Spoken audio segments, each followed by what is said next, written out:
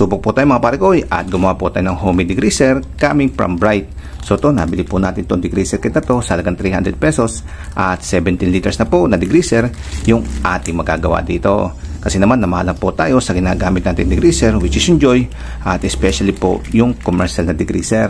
Kaya naisip po natin na mamili nito at gumawa lang po ng sariling homemade at tingnan po natin kung effective po ba ito. Nabili natin na Bright degreaser kit. So tara mga pare ko, simulan na po natin.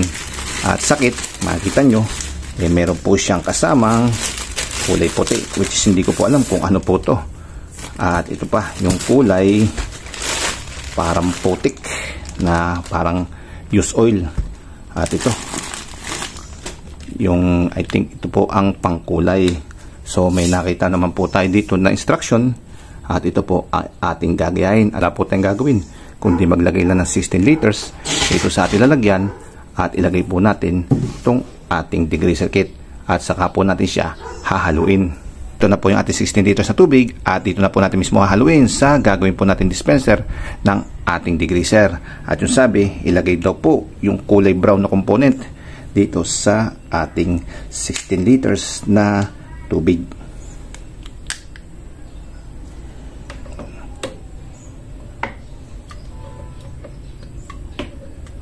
After po natin mailagay yung brown components, ay haluin po natin mabuti hanggang ito po ay matunaw at humalo dito sa ating tubig.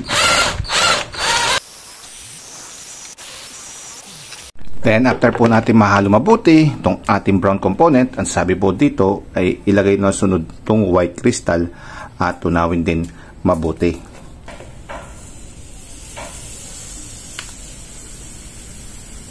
After mailagay white crystal, eto, halo po ulit. After po natin mahalo at masiguradong tunaw na po lahat, ang sabi po rito ay wala na pong instruction tungkol dito. So I think ito po ay coloring. At kung gusto po natin na ito ay walang kulay, ito, hindi na po natin ito kailangan ilagay. Pero kung gusto po natin na may kulay, ito, ilalagay po natin to. Since nandito na po to, sayang naman, ilagay na rin po natin para magkaroon po ng kulay itong ating degreaser.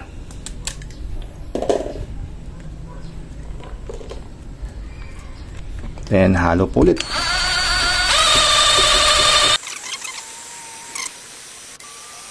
At tapos na po natin gawin itong ating homemade degreaser coming from Bright.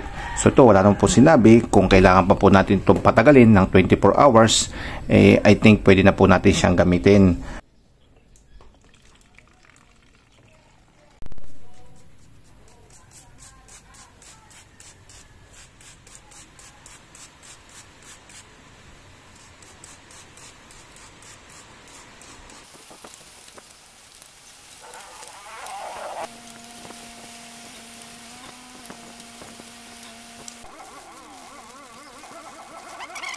Ito na po yung final linis nitong ating degreaser coming from Bright. At ang masasabi ko lang po dito is pwede na rin po dahil natanggal naman po niya yung mga nakadikit na grasa. Pero wag naman po tayo masyadong mag-expect dahil hindi po siya ganun kabisa. Tulad po naman pang industrial na pagkalagay nyo pa lamang ay bubula agad at tanggal agad yung mga nakadikit na grasa. So dito is parang semi lamang. So semi lamang po yung bisa niya kukumpira po natin sa mga pang industrial. Pero masasabi ko lang po is pwede na rin dahil sulit na sulit naman at kukunti lamang po yung ating nagamit at marami pa tayong magagamit na natira doon sa ating dispenser na pwede nyo gamitin pantanggal na grease sa iba't ibang bagay at pwede nyo po itong i-retail, ibenta at pagkakitaan. Kasi nakita ko napakarami po nagbebenta ng ganito sa mga online store at pwede nyo rin po itong ibenta sa inyong mga kapitbahay. So yung mga pare ko, yung ating degreaser kit coming from Bright at ito na po yung ating gagamitin panlinis na po ng ating motor at hindi lang po motor pati po ng iba't ibang grease sa ating bahay. So paalam sa mga pare ko, kita kasi na ulit.